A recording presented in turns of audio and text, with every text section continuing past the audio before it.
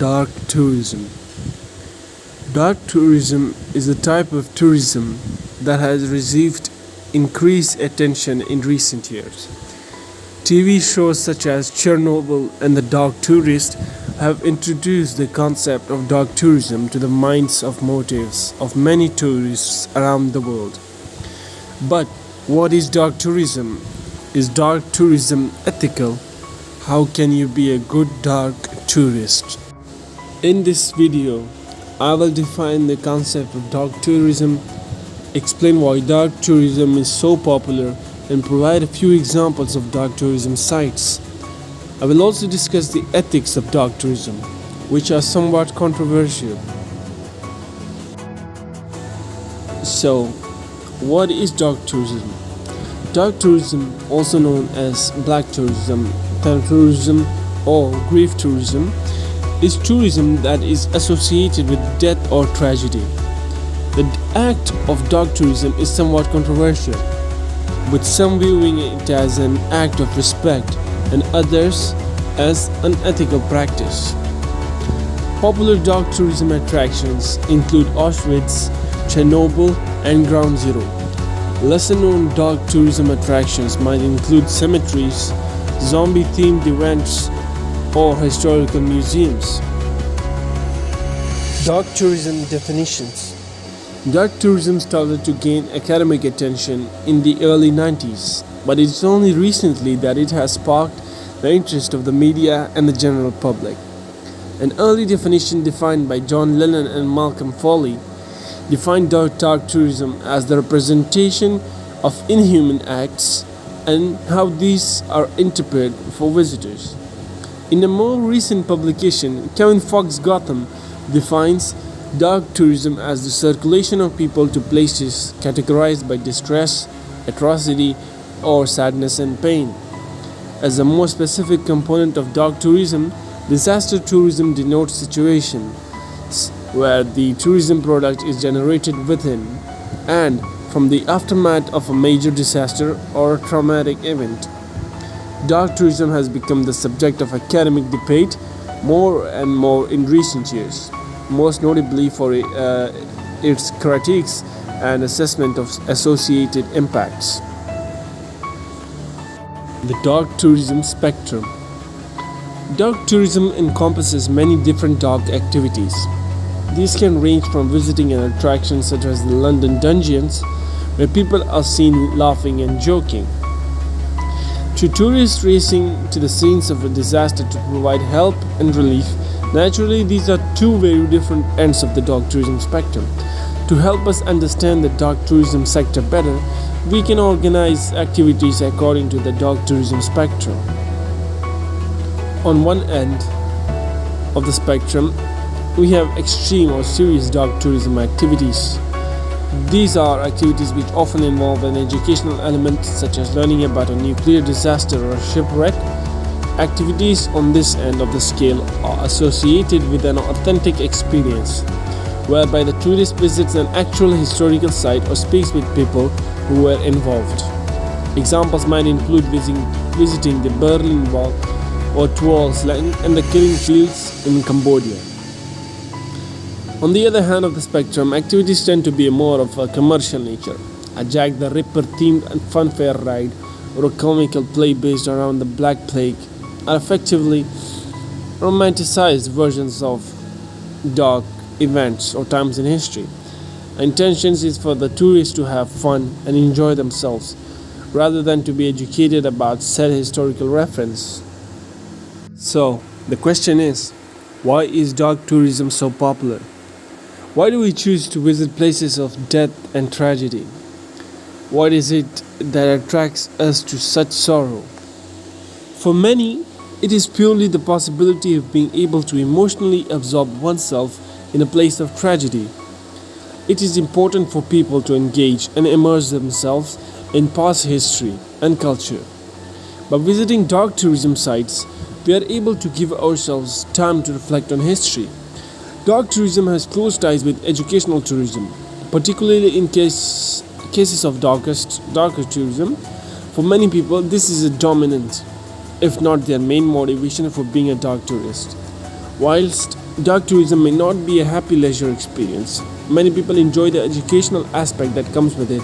I know that people have certainly enjoyed visiting famous cemeteries and learning more about World War II during the travels to Berlin and Poland.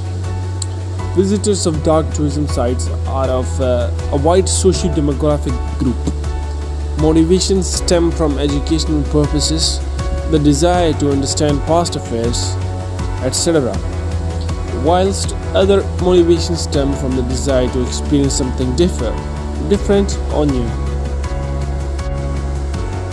Types of dark tourism. According to Stone, there are 7 main types of dark tourism sites.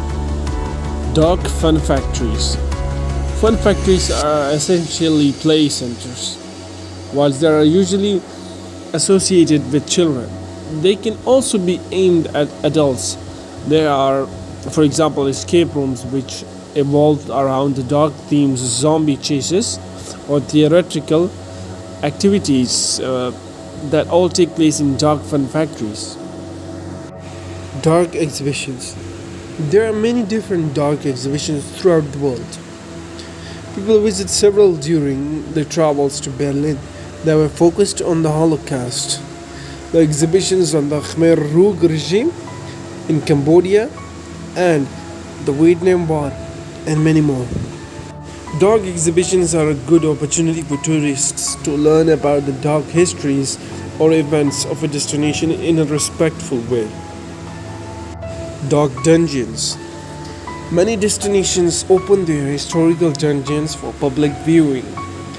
These may be in their original state or they may have been altered for tours. The London dungeons, for example, have become rather Disneyfied in the way that they encompass lives, actors, sensory activities, and rides. Dark resting places. There are some really interesting cemeteries that people have visited throughout the world. Whilst visiting a graveyard might not be at the top of every tourist list, you might be surprised at just how busy these places can be.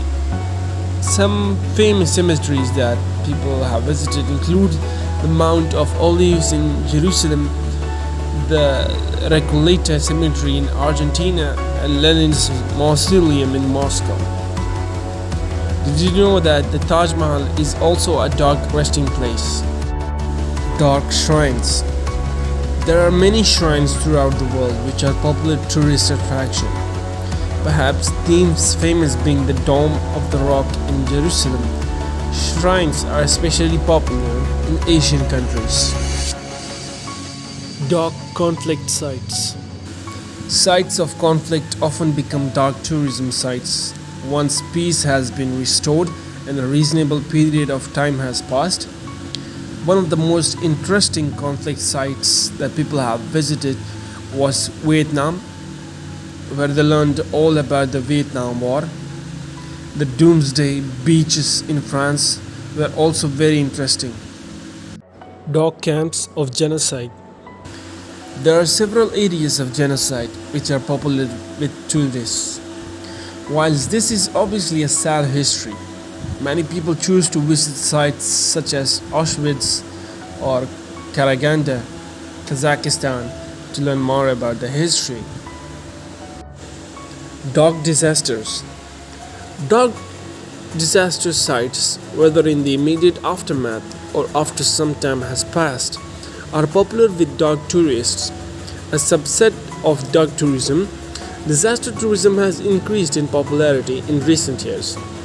The recent documentary on Chernobyl, which was ranked the most highly user-rated TV series ever, has helped raise awareness of the disaster tourism amongst the public, and tourism to this area has since increased significantly.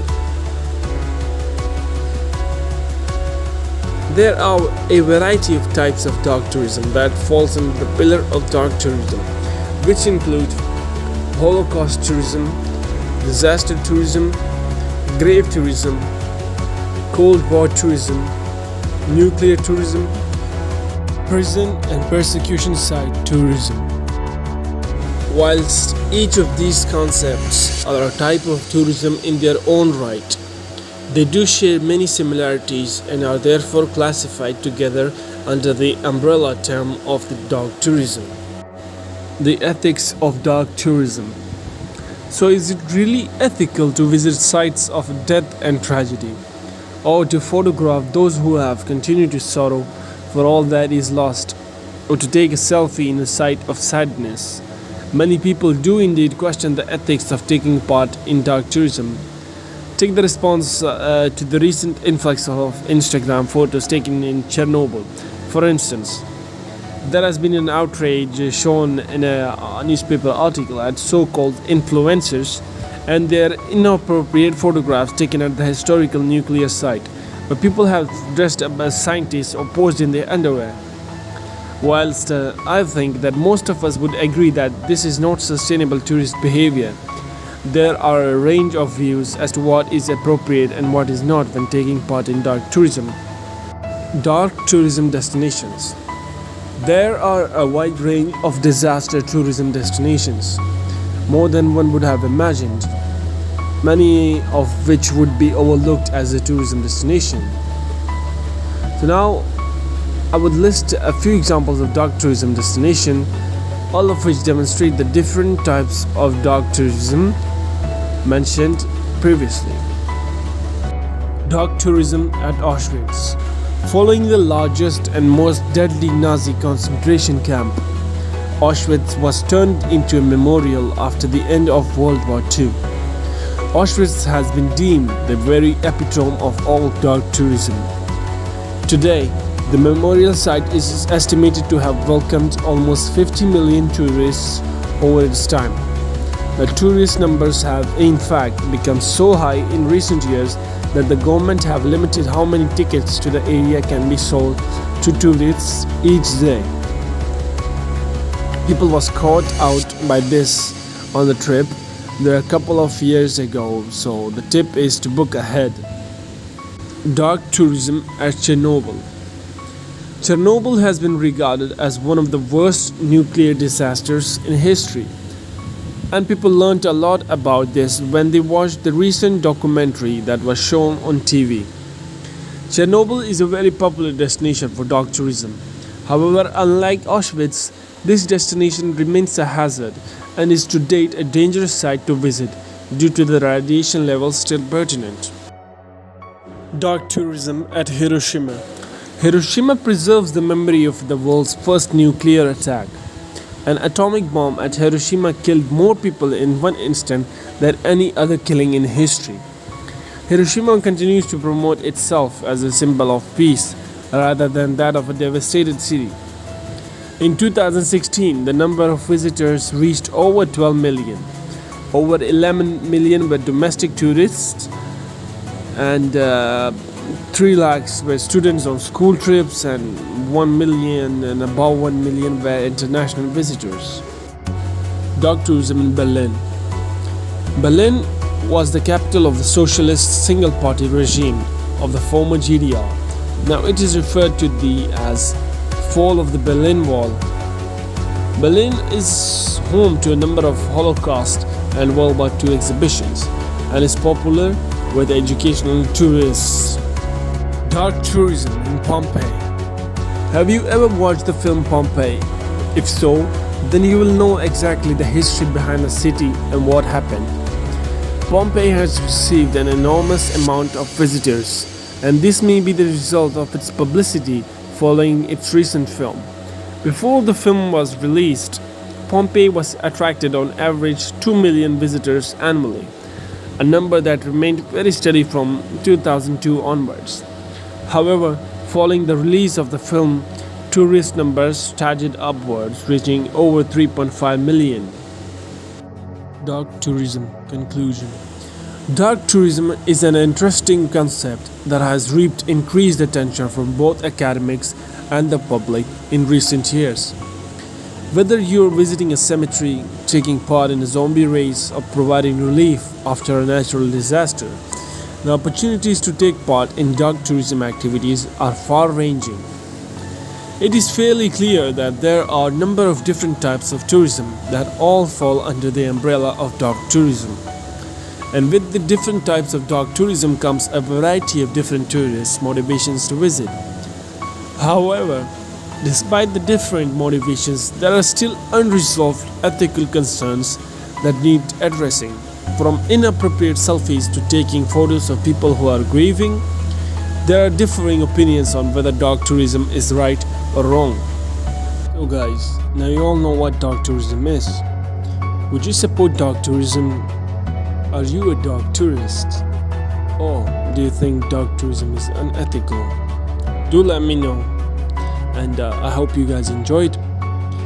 See you guys until next one.